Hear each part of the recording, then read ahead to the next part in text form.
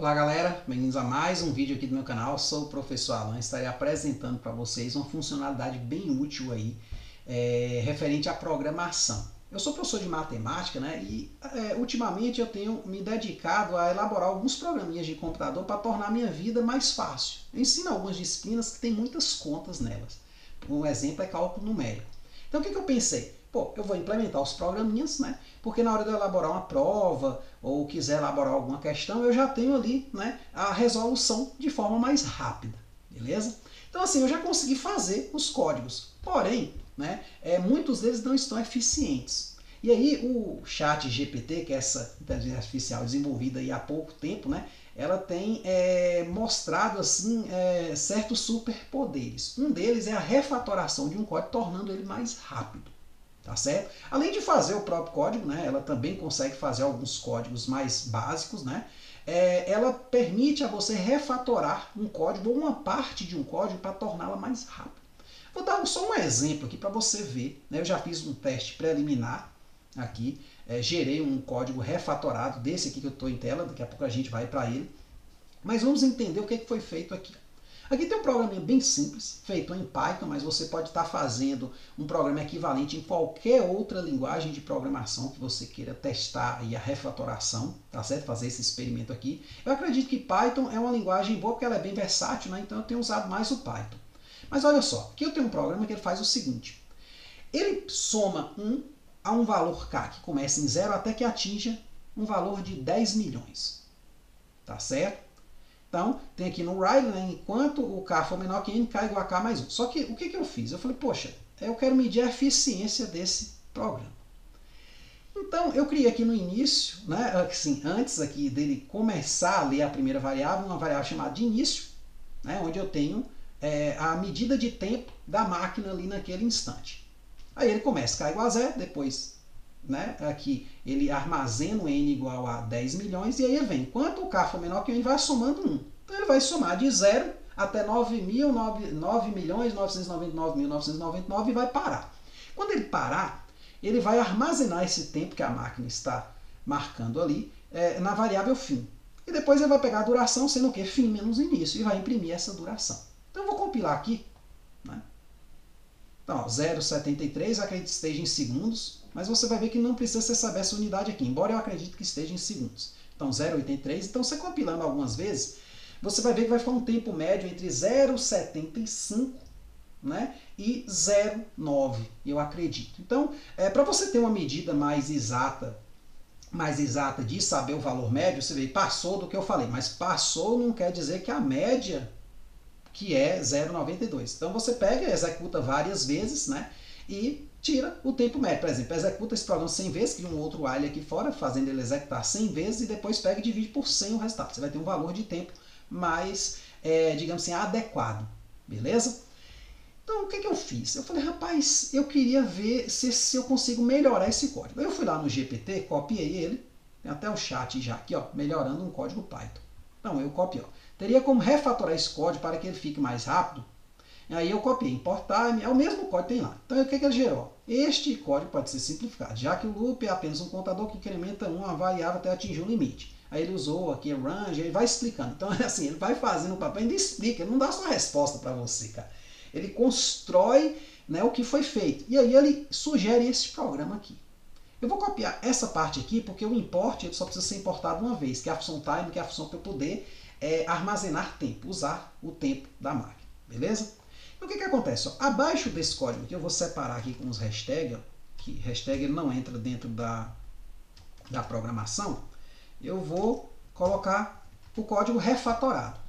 Então, novamente, ó, o n é 1 milhão, só que aqui agora ele não tem um ponto de partida, porque o range ele parte sempre de 0, então k vai de 0 até, também eu acho que é o n menos 1. Beleza? Ou seja, até 9.990.999. Então, essencialmente, os códigos são os mesmos, eles fazem as mesmas coisas, ou a mesma coisa, né? Mas de formas diferentes. Então, vamos compilar aqui, vai aparecer um primeiro tempo, depois vai aparecer um segundo. Acredita-se que o segundo seja mais eficiente do que o primeiro. Então, ó, 0,74 ficou mantendo mais ou menos o que já tinha acontecido antes, 0,27, por menos da metade do tempo.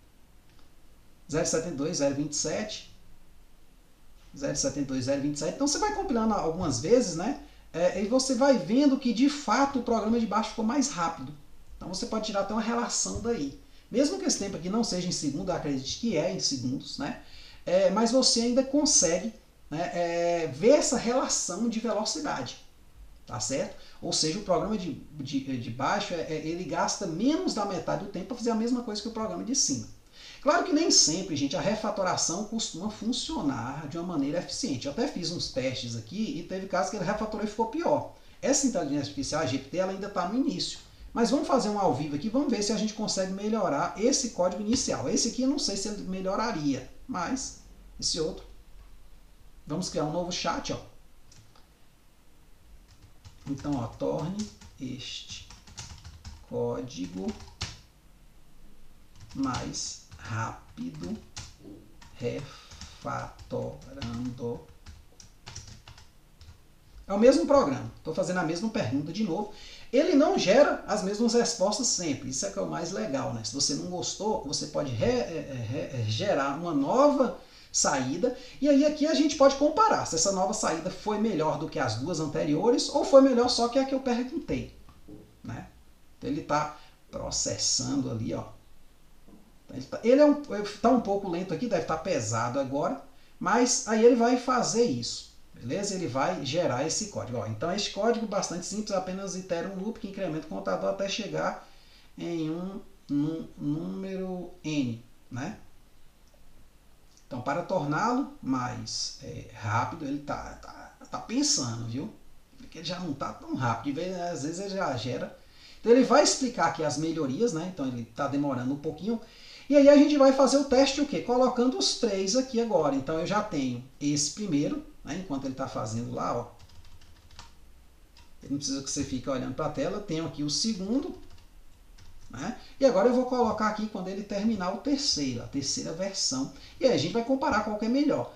Eu espero, pelo menos, que seja melhor que o primeiro, já que o segundo, naquele chat, no novo chat que eu criei, ele não tem acesso a essa informação. Porque se fosse um chat contínuo, ele vai sempre levando em conta as informações anteriores que ele deu também naquele chat. Como eu iniciei um novo chat, né? Então, podemos imprimir a duração, time it, né? Então, usou a ideia do range, né? Mas pode ser que ele modifique alguma coisa. A gente mesmo pode fazer refatorações, gente. Por exemplo, aqui, ó, ele está lendo a variável n igual a 1 milhão. Eu poderia botar ela aqui, ó, só vou dar um exemplo, mas eu vou voltar para o código original daqui a pouco. Então, aqui está 1 milhão, né, 10 milhões. Eu posso apagar aqui o n, ó. Isso talvez deixe o meu código mais rápido, o primeiro deles, ó. Porque ele não lê essa variável, ele já salta essa linha para cá. Então, ele estava mais ou menos ali dando um 0,72, né? 0,74, não melhorou tanto. Na verdade, parece que nem melhorou, né? Ó, 0,67, ó, já consegui melhorar porque ele não tem mais uma linha de leitura, ó. 0,79. Então ele apresentou um tempo relativamente mais baixo. Mas vamos voltar ao normal aqui. Vamos ver, ó, terminou. Então vamos lá. Então, vamos copiar aqui o nosso terceiro código e vamos botar um embaixo do outro. Depois eu vou fazer um teste, gente, que é trocar de posição esses códigos. Porque muitas vezes você fala, professor, mas aqui ele fez o primeiro, depois quando ele vai fazer o segundo, ele já pegou o ritmo, tá, e vai mais rápido. Não, a gente pode trocar de ordem. Você vai ver que a relação de tempo, normalmente, ela não muda em relação a cada um deles. Então, ó, eu vou aqui, ó. Olha, 066, 028, 028, 7. Ó, tá um pouquinho mais lento do que o anterior, mas já tá melhor do que o primeiro, né, que é o que eu comparei. Ó. Ficou agora mais rápido que o anterior. E você percebe, ó, esse código aqui não é igual, né, ao anterior. Né? Então ele gera um novo. Então você pode ficar nessa brincadeira testando até você conseguir um consideravelmente melhor. Você pode pedir para ele refatorar inclusive esse código aqui ou esse. Então ele vai tentando melhorar cada vez mais, certo?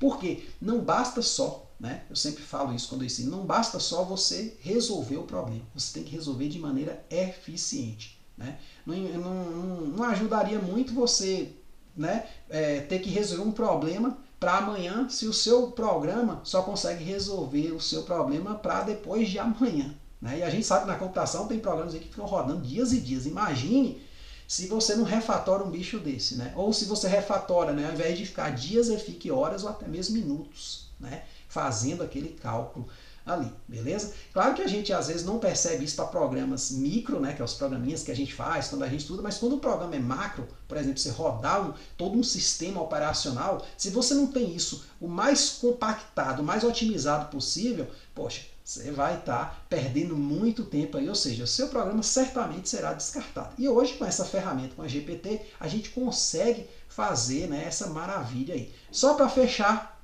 vamos aqui, às vezes você não acredita, vamos trocar de lugar. Vou pegar aqui o primeiro, o último, botar no lugar do primeiro, os últimos serão os primeiros, vou copiar aqui esse, ó.